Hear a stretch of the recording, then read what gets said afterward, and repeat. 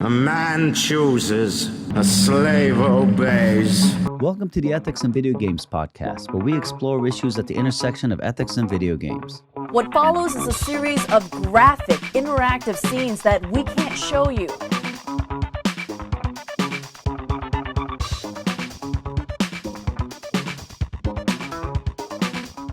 Andy, have you ever murdered anyone in a game? Yes. All right, can you tell me about it? Yes. So in God of War, in the original God of War, there's a moment where you have to you find this guy in a cage, and he's screaming to be let out. Help me! Help me! Let me go! Let me go! And you can ignore him, and you can go on, but you come to a place where there's a door that can only be opened by a switch that you have to stand on or put something heavy on. And the switch, as soon as you put something heavy on it, it opens the door, but it also releases a gout of flame that cooks anything that is on the switch. Ah, okay.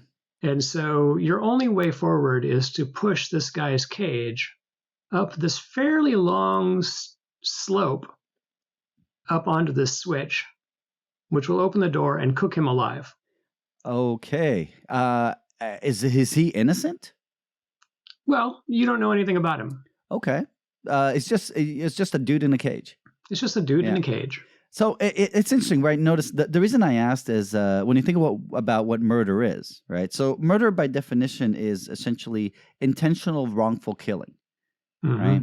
So you are, right, you're doing it, you're not accidentally doing it. Like, we'd call that like manslaughter or something like that if we're talking in legal terms, right? It's wrong, right? So it's different from killing that's justified, right? So let's say if I'm killing in self-defense, right, I'm not murdering you.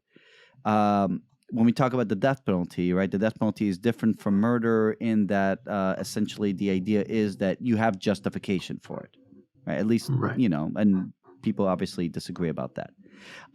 Okay, so in this case, you're obviously doing it intentionally, right? This person, as far as you know, has not done anything wrong, right? And you're killing him.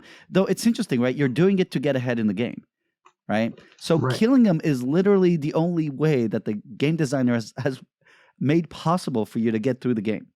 That's right. Do you feel bad about having murdered that guy in God of War? In God of War, it's designed to make you realize that what you're doing is not casual.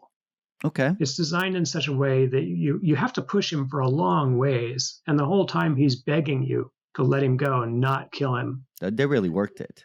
Right? They really worked it, yeah. Right. Jaffe was an interesting designer. He knew exactly what he was trying to get to, and he was trying to build an idea that this character that you are playing, so this is the first time you're playing him, and this is early on in the game, probably the first level, and he's trying to tell you that this is the kind of character you are.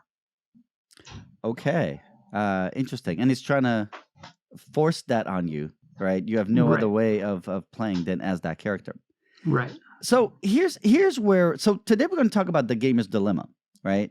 I'm kind of starting from this idea that I think most people who have played video games have murdered someone in a video game. And, rarely in situations like this, really exceptional and very thoughtful, right, piece of design in God of War. Most of us don't even give it a second thought. And if you ask most video game players, do you think there's anything wrong with virtual murder? You typically get two answers, right? I feel like one answer is, well, no, it's not real, right? Right, and the second would be your like, little Sims are not real people. Right, Sims are not real people, but, they're no less real than the person in that cage that you killed. Correct. Right? And then there's the, I'm not harming anybody. Right? And those two things seem to be, A, they seem to be really good excuses. And B, they seem to apply more broadly, right, to anything you would do in a game. Now, I want you now to imagine a different game, right? So imagine a game in which your avatar kidnaps a small prepubescent child, then molests and rapes that child while he or she graphically screams in horror. Mm-hmm. Yeah, I imagine the God of War scene where it takes that amount of time. It's that graphical. There's the screaming. There's the begging. but you're doing it for the purpose of molesting a child. Now let's go back to the God of War scene and talk Hmm. about it a little bit later. I want to bring it back, but if I'm just talking about a game like this, right? Are you appalled and repelled by the very idea of a game like this? Oh yeah, for sure. I mean, and I was somewhat appalled by that moment in God of War. Okay, so it's interesting, right? Because you might be appalled then by both the idea of virtual murder and virtual pedophilia, right? Right, but strangely, I'm not appalled by what people do to their Sims, and I'm not appalled by the idea of running down people in Grand Theft Auto, particularly. Right, which is interesting. So notice, right, part of it is how you feel about these things, right? And Hmm. another part is going to be right how we reflect about them. So think about this feeling of disgust, right? A lot of people, when they think of like visualize a game like this, right? They really feel disgust and repulsion, and we are certainly not endorsing pedophilia in any way in this program, Or right? murder. And I think it's a good thing that most people feel disgust at this, right? But Hmm. disgust is not the same as reasons, right? And this is a Right. kind of a classic thing in ethics, right? Where you think about the disgust people felt about homosexuality, right? That's disgusting, so it's wrong. Or the disgust sometimes people feel about things like cloning, right? Cloning human beings, right? It just feels disgusting in some sort of way, so it must be wrong. But ethicists want more than that, right? They want reasons for why you should think that something is immoral. So, right, if we think about it that way, we want to say if there's something wrong with this virtual pedophilia game, then what really is wrong with making, playing, or distributing a game like this, right? Hmm. Now, the interesting part for this, at least for me, and for Morgan Luck, who came up with this thing we're going to talk today. In 2008, this philosopher, Morgan Luck, comes up with this really interesting challenge for the way gamers think about virtual violence and virtual pedophilia. And essentially says, look, since most gamers think there's nothing wrong with virtual murder, and virtual murder is excused for the two reasons I gave earlier. You're not harming anybody, and none of this is real. Let's test this out against virtual pedophilia and see how it goes. And most gamers think that virtual pedophilia is awful and disgusting, and this would be a totally immoral thing to have in a game. So the gamer's dilemma is essentially this kind of dilemma. Dilemma is essentially you have to choose between options, none of which seem like really good options. Right. So here are your options, Andy. Okay. Accept that virtual murder and virtual pedophilia are equally wrong, since in neither one of them, no one gets hurt, and in neither one of them is anything real. Accept that neither is bad, right? So, right, Hmm. they're both good or they're both bad, or find some sort of significant moral difference between the two. Now, Luck is pretty pessimistic about that part. He Hmm. thinks it's going to be really hard to do that. So, but here's how he sets things up. Okay, he says, okay, so let's assume these assumptions. So we're talking apples and apples, as much Sure. as we can talk apples and apples with something like this, right? Right. The character murdered is murdered and not just killed, or molested is controlled by the computer in both cases. Yep. The character doesn't respawn or heal; they stay dead or hurt. The Hmm. character murdered represents an adult, while the one molested represents a child. The game Hmm. player is an adult in both cases, and the game player's character represents an adult in both cases. Okay? Just so we're kind of clear on the two cases. Right. Okay, so I thought I'd give you. Luck gives us essentially 5 arguments that he thinks somebody can make about this. I thought I'd give you these arguments, and let's talk about them one by one to see if any of them we think is convincing. Yeah. Sure. Okay, the first one. Virtual murder, but not virtual pedophilia, is socially acceptable. What do you think of that as a reason for thinking that, let's say, so the point of all these is we're looking to see if there's a way that we can excuse virtual murder, but still criticize virtual pedophilia, right? Right. That's the idea. Okay, Right. so what do you think about the first one, the social acceptability difference? So I think there's an argument to say that real murder is more socially acceptable than real pedophilia. That's interesting. I mean, And so they might be, in that sense, that might be a reason. yeah, it's interesting. What do we make out of that, right? I mean, first of all, that seems true to me, right? That real And murder it's certainly more right? common. It's certain. Well, I mean, is murder more common than pedophilia? I would think probably not. I would think According to Brady United, so Senator Brady had the Brady bill passed for limiting gun violence. There are 134 people killed just by guns. I should say murdered or shot, or attempted to be murdered by guns every day in the United States. Every day. Right, but when I think about the rates of rape in the United States, and when I think about how it seems that we're only fairly recently really focusing on exposing pedophilia to a greater extent. Let's say that part is not entirely clear, I think. And Sure. when the Brady bill, I mean, it might be true that there are more instances of pedophilia than that. right. But let's talk again about, we probably want to define pedophilia sure. a little bit better. So we're not talking about, even though it would still be consensual rape, a 19-year-old sleeping with a 16-year-old is not what we're talking about. Not at all. Right. Right. We're talking about that might not necessarily be a consensual rape. That would depend, let's say, on the state and locality you're in and what country you're in. Statutory rape laws are just so different all over the world. That's right.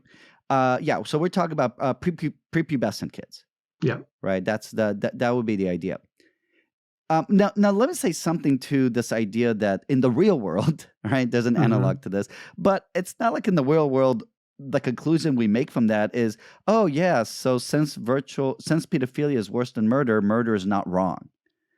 And notice this is where we want to get to here, right? We want to get to the point that murder is fine, but virtual pedophilia is not, right? In games. And when we say more socially acceptable, we're not saying completely socially acceptable. We're talking about a grayscale, right? Where you're both of these are really on the dark end of that, but one of them could be slightly more lighter. But again, in video games, I think that most players really do think that there's nothing wrong with committing an act of virtual murder in a video game. Sure. Right. And so, we're not just having on a grayscale. There's also, by the way, another kind of problem with this, right? Which is just the idea that morality comes from social standards, right? Which is, an idea that seems really appealing to lots of people, right? That's what morality is social standards, and you get cultural relativism from this. But, I mean, that's essentially saying that if most people think that it's fine to, I'm going to stick with another, old example. If most people think that it's fine to force your spouse into having sex, right? Right. Part of old laws that don't exist in most places anymore, but still exist in a few places that we call backwards and immoral. Right. Right. The idea that there's no such thing as marital rape, right, is something that used to be socially acceptable, but today is not. We don't just say that, the standards have changed and it was okay then and it's not okay now. Right. We essentially say, look, it was wrong. And now we've come through sufficient empathy and understanding. We've figured out that it's wrong. Right. We've figured out how damaging it can be for people, further along in their lives, how much actual damage and trauma is sustained, how much suffering it's caused. Right. And in doing this, right, we've gone beyond just whatever society says, right? So we should go beyond whatever society says here. Yes. So argument number 2. The likelihood that virtual murder will result in actual murder is much lower than virtual pedophilia will result in actual pedophilia, right? So the idea here is pretty clear, right? We've been talking about whether virtual violence will lead to murder for many, many years, right? At least since the Columbine massacre, right? And Doom, I think. And I tend to not agree with the premise, so I don't think that I don't know that there's data that suggests that this is true. So when you say to suggest that this is true, right? The idea is, right?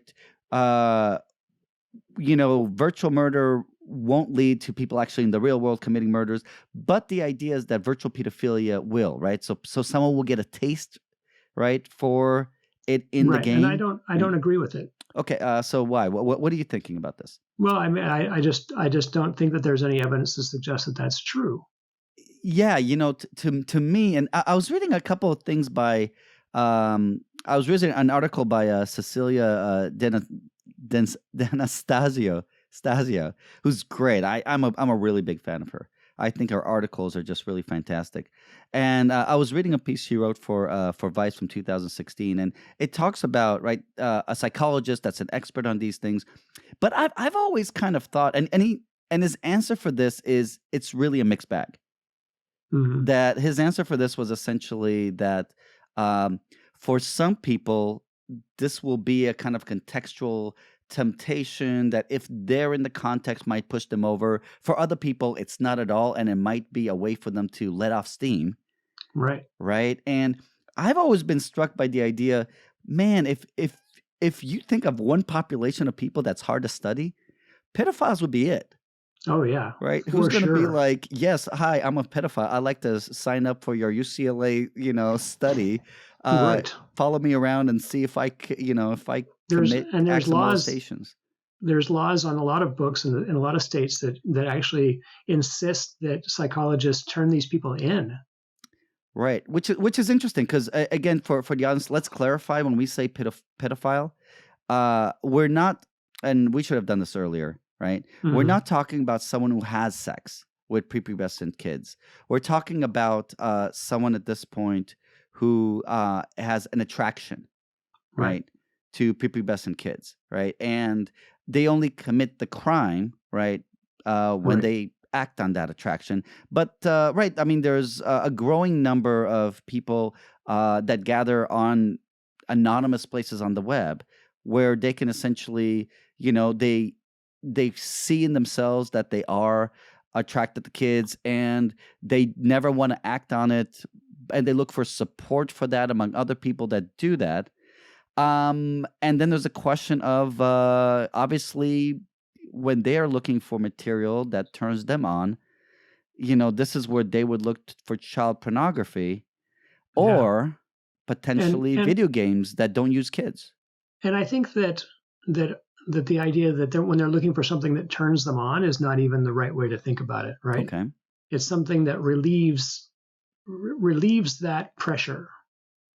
The way I've read some articles about these people who there are certain video games that actually support this, and so they might go on to a game like what's that Second Life, and one person can take on the role, one player can take on the role of a child, so that the other person can and so these are two adults play acting, but it relieves the stress for the pedophile. Right. Though it's interesting, right? I mean, relieving the stress, I think, sounds a little, to me, is a little not quite enough, right? It's also enjoyable, right? It's also an outlet. Now, I mean, this is if we're being very sympathetic, right? Yes. And this idea of how it's hard to find some sort of neutral language to talk about this that doesn't either cast it as sympathetic or as it doesn't demonize it, right? Right. Though we're trying to take a little bit of a distance, intellectual kind of look at it, right? Mm-hmm. Though it is interesting, right? So child play like this, right? Where you play as kids, or maybe one person plays as a kid, another person plays as an adult, and then you can have, people can have sex in Second Life. Is Second Life still around?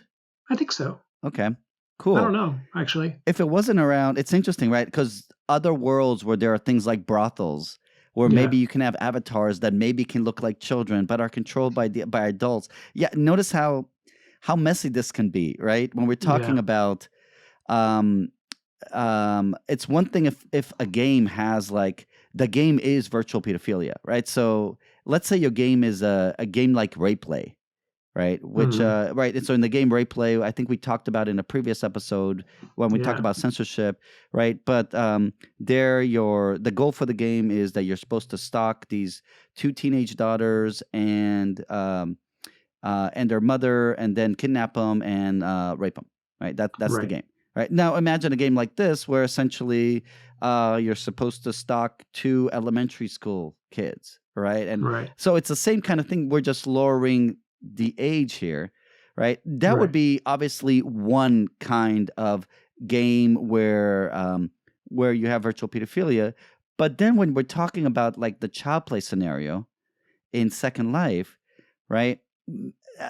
Does that count as, I mean, right, you're having sex with an avatar, except hmm now the avatar is being controlled by another person, right? But that person is hmm an adult, and you know that they're an adult, but you're pretending they're a kid. But you would still call this virtual pedophilia, right? Yeah, I would say so.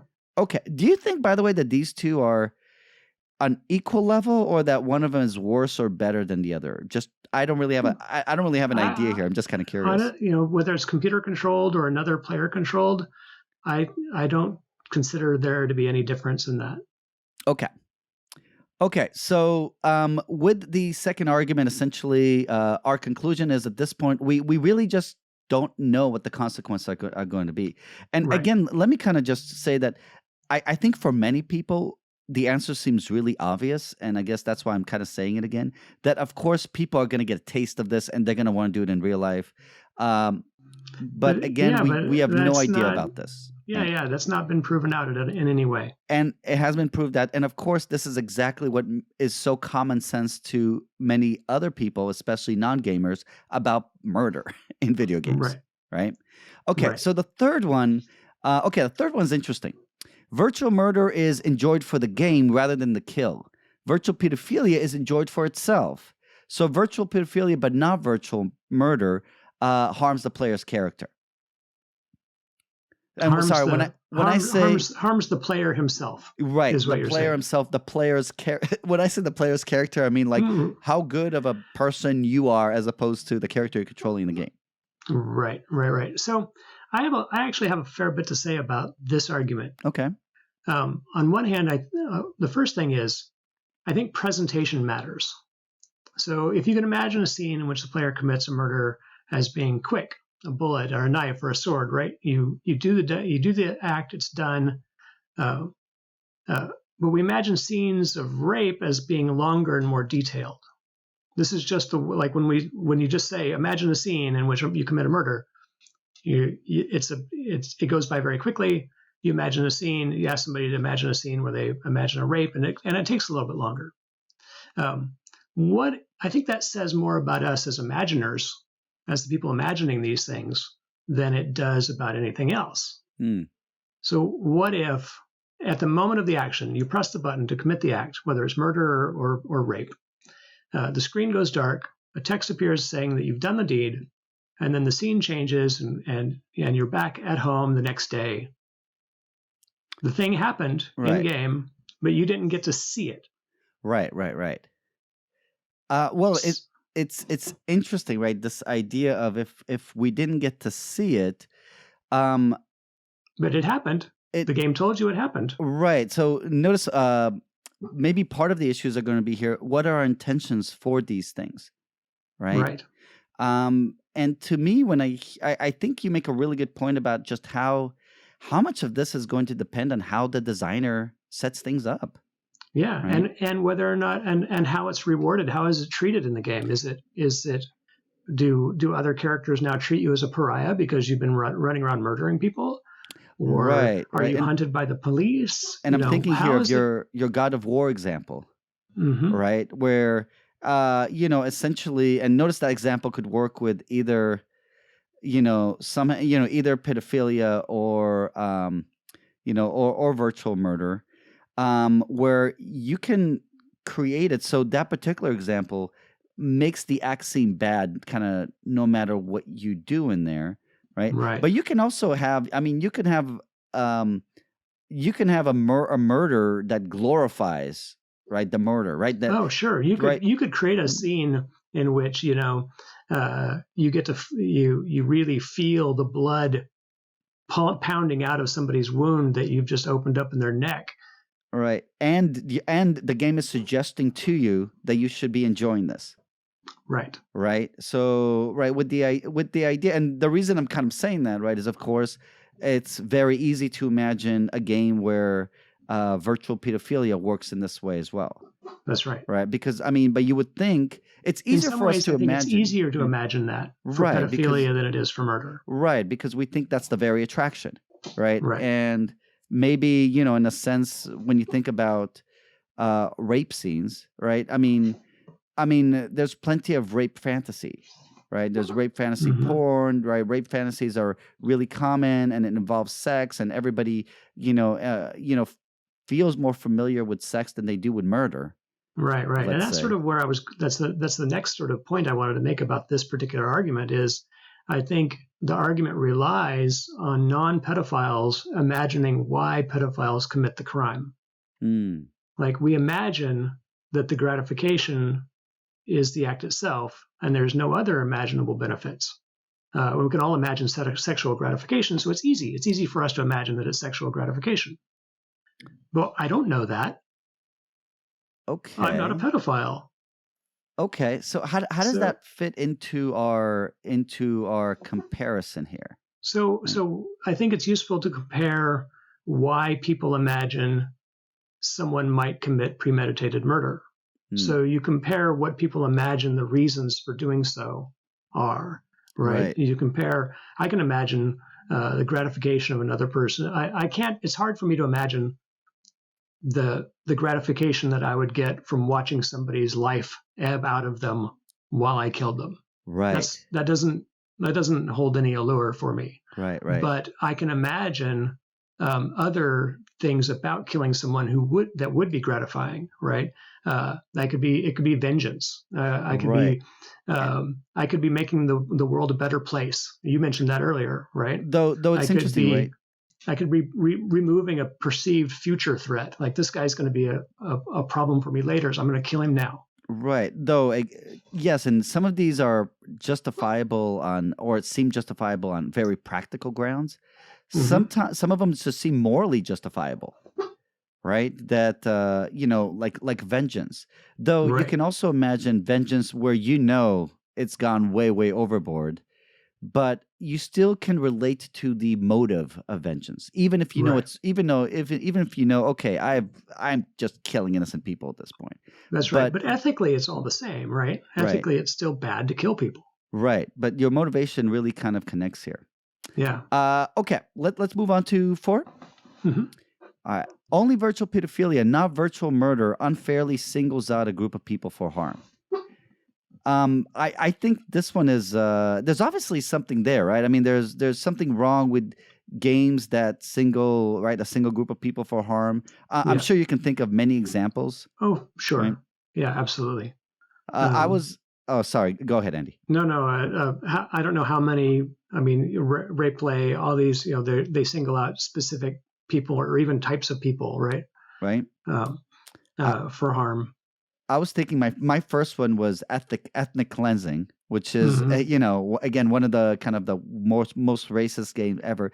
That's just the most obvious thing that you can think of, right? But you can think of like what military games where you're only killing Arabs or only Arab men. Games where only men are killed, but not murdering, just killing, right? So we need to make a distinction, right? It's like we want to make a distinction between murdering people and killing people out of in warfare, sure, or in, but perceived combat or right. Yeah. But what I'm saying is, right, we can see that there's something to the idea of just targeting one kind of people. Yes, right? Yeah. And in fact, I think this is where we game designers, share some responsibility for real world violence, because we create there's sort of a reason why we create these sort of types of enemies. We say, all right, here's a player. We're going to show you a type of person, a type of character in the game, and now every time that you see this type of character, you just know that they're an enemy, and you can kill them without hesitation, whether they're orcs or Arabs or Nazis or zombies or whatever it is. If you see this kind of person, you can kill them. Right. And so I think that on one hand, we do it for UI reasons because it's really easy. It's how do players know when it's okay to kill? We make it really easy for them to distinguish. And it's also production issues, right? We don't want to make like a whole bunch of different kinds of creatures. We want to make 9 different creatures and put them everywhere in the game. So it's also more confusing if we got like many more than that. Yeah, exactly. So just through those reasons, we are creating this situation where we're teaching people to group people or other characters, whether in a game, but this would be easy to extrapolate into real life by what they look like. Okay. And then some idiot walks into like 3 Asian spas over the weekend and kills a bunch of people because they look the same. Right. Though we're not. Are you drawing a connection between those two? Well, I'm saying that it's easy for us to imagine how the kinds of things that we teach people to do in games because of real reasons can be extrapolated into real world. We don't know that this guy was a gamer, the guy who killed the people in the spas. We don't know that he played any games at all. We don't know anything about him really, but you can imagine it, and that's where I think that we have some responsibility. So this is where, the norms that we get from games, might bleed over to just the norms we have. So we're not talking about actions. We'll talk about this in our next episode, actually, Andy. And skills, right? And skills. And being able to identify enemies by what they look like. Ooh, okay. So now notice this idea, right? So we're talking here about that virtual murder, that we typically don't do that, right? In virtual murder, you can do that to anybody. But in pedophilia, we're only then doing that for kids. Right. And if it was wrong to, let's say, target, orcs or Arabs or Russians or only men, right? As some games do, where you don't get to kill women. That's much less the case anymore. But I feel like it used to be, then it seems to say that in virtual pedophilia, just the wrongness in it that doesn't apply to virtual murder is that it only applies to kids. Right. And that's true. And that's almost by definition, right? It is by definition. It's not pedophilia. Right. It is by definition. It's just rape. Is that enough to kind of make the point for you that virtual pedophilia is wrong while virtual murder is fine? No, I just think it means it's one of the reasons why it's more socially acceptable to murder somebody. I think your point early on about the difference between socially acceptable and ethically okay is important. Okay, it's interesting, right? Because we also, I'll talk about it in argument 5. So let me hold that point 1 second because we're almost there. I do want to point out that one thing to me seems wrong, and I think that's something that Luck points out. Right, is that it seems to imply that, okay, the wrong in pedophilia is that you're only targeting kids. So I guess if you just molest kids and also adults, molest everybody and now it's okay. Right. Right? And that seems really wrong, right? Correct. Right. Okay, so the last one is children have a special moral status that makes harming them worse than harming adults. And this is what I was just about to get on, right? This idea of how socially kids are vulnerable, right? And isn't this just another way of saying argument 4? Well, no, right? Because argument 4, or is it just more specific? It's not just more specific. It's argument 4 says, look, you're doing something different, and that doing something different means that you are targeting just a specific group of people, and pedophilia, by definition, as you said, does that. Argument 5 says, look, it's not just a specific group of people, it's children. And children have a special moral status, right? Because they're so much more vulnerable. Think of how, I'm thinking if I ever got to kill a kid in a video game, and I don't think I have. I'm assuming I'm not including the little sister in BioShock. Right. Which is not exactly a kid. I don't know what exactly she's supposed to be. Right. But you're right. This prohibition we have, right, in films and video games, right, against killing kids. Right. Right. Why do you think we have this prohibition? Well, I believe it's socially. It goes back to the social argument that it's, socially reprehensible to put children in harm's way. So does this essentially amount to it's wrong because is the only thing we have here the fact that people don't like it? It's just social and acceptable, or is there something here that speaks more to the way we should regard children? I'm kind of wondering about something like this, right? Like, Yeah.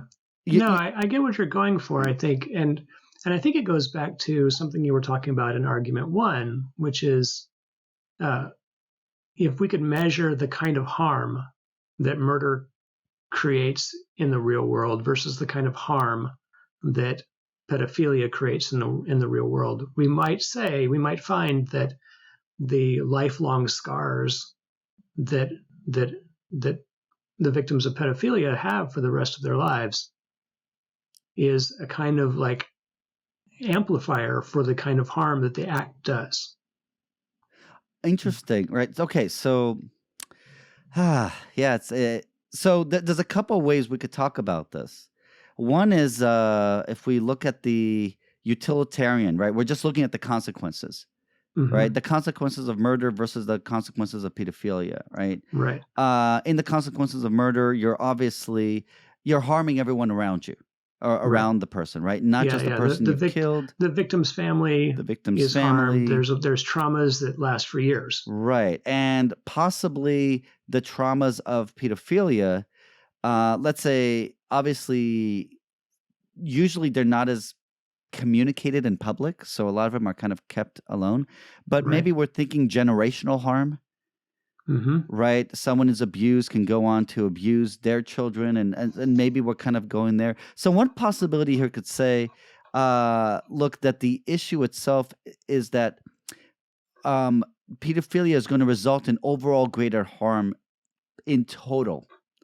Though I don't know if that's right. I mean, we're guessing here. Right. At this point, we're guessing, and we don't have a good metric for defining the amount of trauma that one thing does versus another thing. Right. Though it's interesting, right? So this is where, again, next week we could talk about this because next week we're planning to talk about what makes a game good or bad.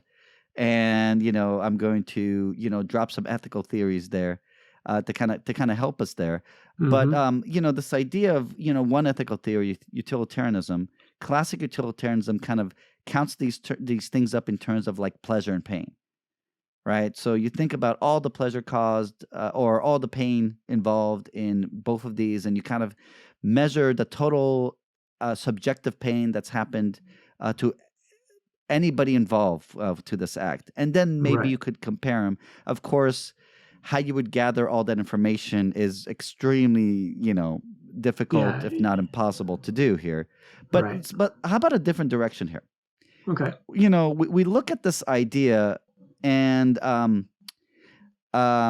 we look at the law, right? So the law is supposed to kind of figure out how to punish people in relation to how wrong and how much harm the crime does, right? And laws almost everywhere, if not everywhere, consider murder to be the worst of crimes, right? Consider it to be worse than pedophilia and to, give it a worse punishment than pedophilia. Right. So if this is the case, and notice, I mean, so let me interrupt because there, and I don't know if this is true. This is just common stories that we hear. Pedophiles don't last long in prison because the other prisoners who might be there for murder kill them. Right. Well, it's interesting. I know that there's many, many stories like that, and I'm assuming that many of them are true, but I'm assuming that the state has the responsibility, if this is true, to do something about it. And whether it does or not is a different question. Right. But some sort of isolation, I really don't know. Right. Right. But and then we have to think about, even when a pedophile is released, right, all the different laws that go into place there. That's right. In terms of the sex offender registry and all that. But notice what we can say about the law, right? Because it's interesting. The law treats murder as the worst thing there is, right? And you can say murder is the worst thing because it ends all possibility of you ever having anything good happen to you again, right? Right. It's depriving you of your future. But we also sometimes say that there's a fate worse than murder, right? Or worse than death, right? And typically we think of torture. Maybe we can think of the trauma of molestation, right, as something along those lines. And if we do, then notice if we say, well, okay, that's actually worse than death, it's worse than murder, then that would be one way of kind of saying, and this is why virtual murder is okay, but virtual pedophilia is not, because the harm is even worse. Again, if we're saying worse but not qualitatively different, we're still hard, kind right? of in that, we might say one is bad and one is worse. Right. I don't quite understand the difference between this and the utilitarian. It's a little bit like the utilitarian, but again, if you're thinking about, sometimes it's hard to measure wrongness. And this is what's nice about the utilitarian approach. And again, I don't want to get into it this week because I'm saving it up for next week. Okay. But when we talk about things being wrong, right? Like, it's wrong to me to make a promise to you, but it's also wrong to me, let's say, to break a promise to somebody else, and those two promises conflict, right? I'm going to do something wrong no matter what I do. And when we think about ethical dilemmas, right, including ethical dilemmas in video games, a lot of times they're between two things that are wrong, right? And, you have to figure out which one is the greater wrong, right? And, utilitarianism allows you to kind of do that, but it's focusing on good and bad, not wrong and right. So we could talk more about this next week, but suffice it to say, there's no easy way to figure this out. A lot of this is kind of our intuition of how wrong something is, and sometimes we pack in harm into wrong. So if something is going to cause a lot more harm, we say it's more wrong than we pack in other things, like intention can pack into the wrongness, things like that, right? Yeah. Now, so I'm not sure if this is the right place to slug this in, but talking about one of the sort of the things I noticed when I was doing the research for this particular talk is that if you look for stories about murder, people who survive murder, homicide attempts on their lives, there's hundreds of websites that have their stories all over them. right. It's much easier for people to talk about, not being, having been attempted to be killed versus people who are talk about surviving pedophilia or surviving right. rape. But does that make pedophilia worse than murder? I kind of think it does. I mean, it's interesting. I mean, it's a weird right? metric to say, use the metric of how easy is it for people to talk about.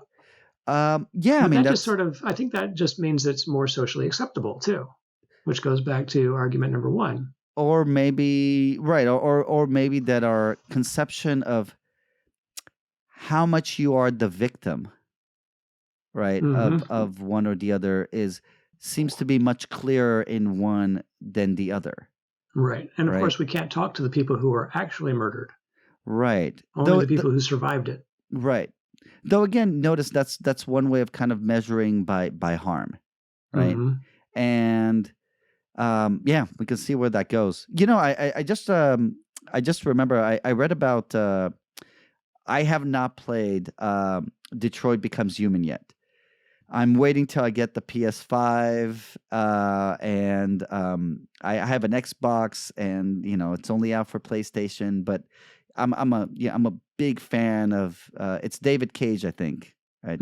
Right. And I'm a big fan of all his games, and apparently there's a controversial scene in there where a parent is very abusive towards their, I think, 10-year-old child.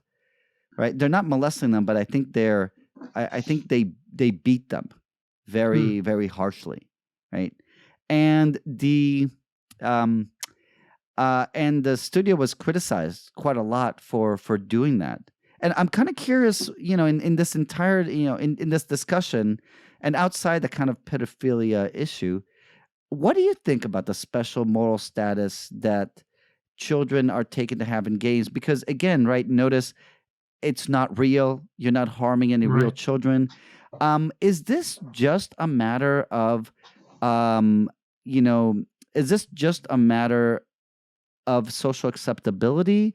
Is this a matter of uh, encouraging norms? I don't think, let's say, the game encourages you to do that, right? And you're not even doing it. You're just watching it, right? Just like, it's when was the last time you've seen a kid be murdered? Right. Right. I mean, what do you, I'm just curious, what do you think You about mean those on television or in the movies or something on television, like in that? the movies, or in a video game? Yeah. I mean, when it happens, it's so striking and so shocking, and it's usually called out in some way. Schindler's List is a good example where the entire film is in black and white except for the girl who has the red coat. Okay. And she's called out. I mean, she's the only person in the film given color. Right. So we're making so that you notice her when she's gone. Right. So we're emphasizing this is worse than murder. It's the murder of children. Right. Right. And yeah, it's interesting, right? And it's interesting that we don't do that to murder, often considering that murder is just such a horrible, horrible thing. But and I think you've told me this before, like how, at least as a culture, we're more accustomed to seeing death. We are so accustomed to seeing murder. We've seen it's crazy how many murders we've seen throughout our lifetime. Every day on television, just turn on the TV and watch 24 hours of drama cop shows and crime shows and so many killings, so many deaths. Right. And again, and not just deaths, murders, right? Specifically, Murders. right? And I'm watching The Expanse right now, right? I mean, tons of murders there, right? And it at the same time, right, we've got the special consideration for kids, right? Mm-hmm. Why is it that we're considering it differently? I mean, because I want to point out, right, we haven't, I don't think we've been happy with any of the arguments that might give us a reason to find a distinction between, or at least I haven't, between virtual murder and virtual pedophilia.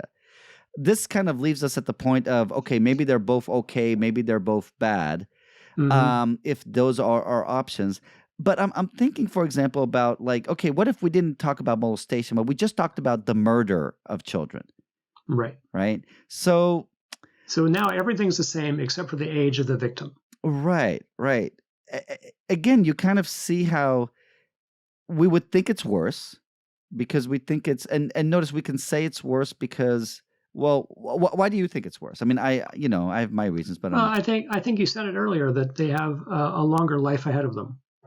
Right. So you've cut short something that was meant to be longer.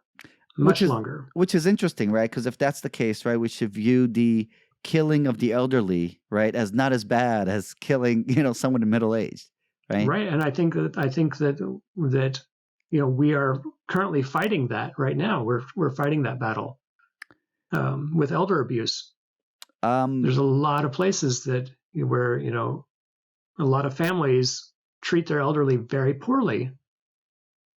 A lot of institutions treat the elderly very poorly, and the way that, because they are not particularly well.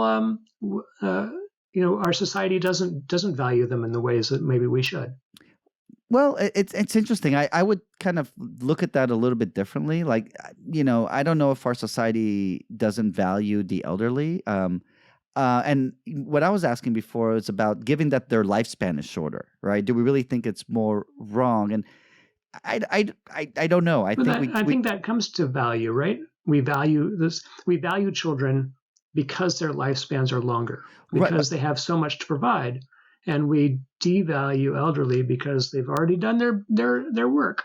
Right. So this is where I think I disagree. I don't think we devalue the elderly at that point, and I think that people are horrified by abuses of the elderly. But I think it presents this other point that is, I think, easier to where I would think it makes more sense.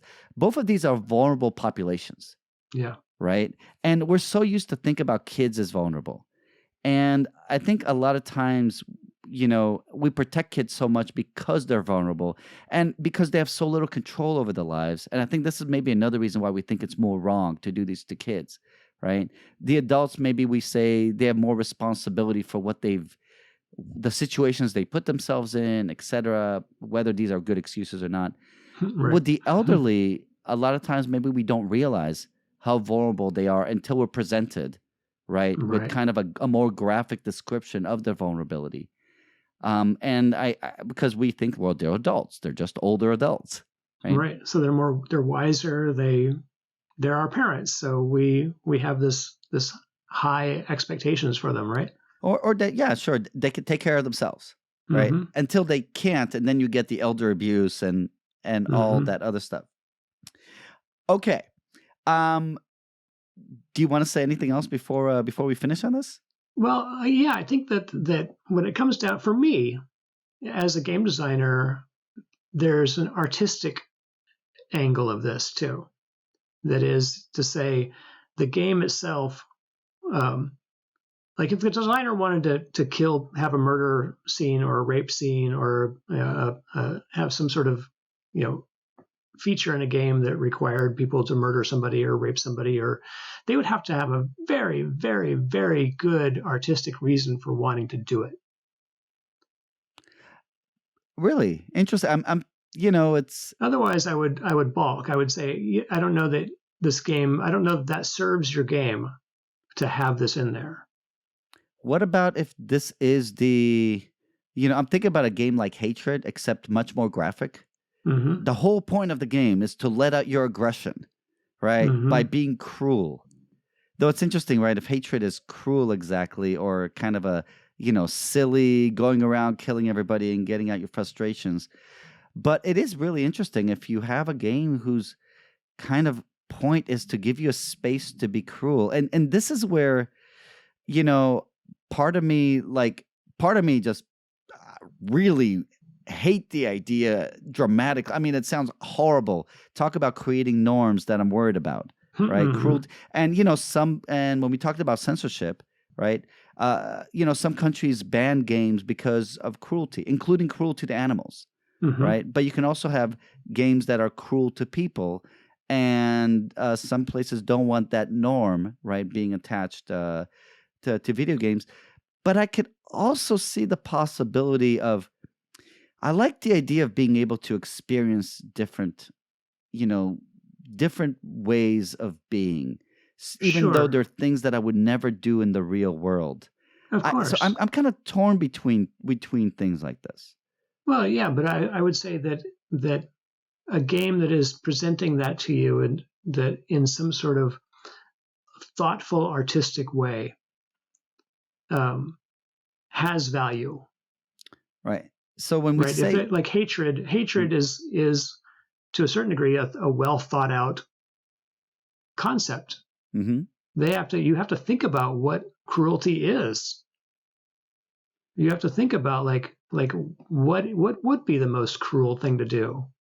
I don't know if you try to be cruel in Hatred. I really don't know. I think you're just trying to just let out your anger by murdering as many people as possible. Oh, okay. Right? I think that's the idea. I don't think it's as advanced as this, but I'm thinking of a game like Manhunt, right? Mm-hmm. Where the original or the second one, right? So in Manhunt, right, you're murdering all these people, and the director, right, who is essentially has kidnapped you and forced you to kind of reenact their idea of a snuff film, they're really sadistic. Mm-hmm. And they want more and more cruelty. And they're encouraging you, right, in these, your reward is their approval in your ear. Right. Right? Right. You don't get extra points, but you get this approval. So in a sense, right, they're kind of pushing you to be more cruel. But in the game's context, the game context has it that you are kind of forced in the situation, though maybe the game could also be constructed in a way that maybe gets you to reflect on how cruel you ended up becoming. And whether the cruelty came from what the director said, or maybe if it came from your own choice, And it's interesting, right? I mean, this is how I think about games, right? Your reason for playing it could be just so different depending on what you do, right? Okay, Andy, on this, let's call it an episode, right? Play nice. You can subscribe and listen to all of our episodes wherever you listen to podcasts.